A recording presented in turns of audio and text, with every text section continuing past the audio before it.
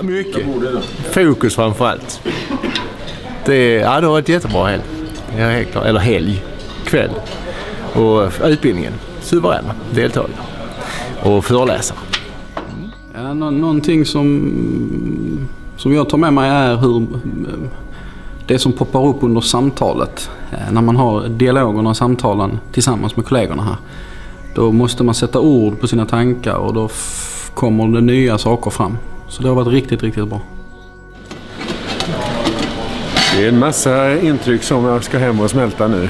Och jag ska bli en bättre företagsledare och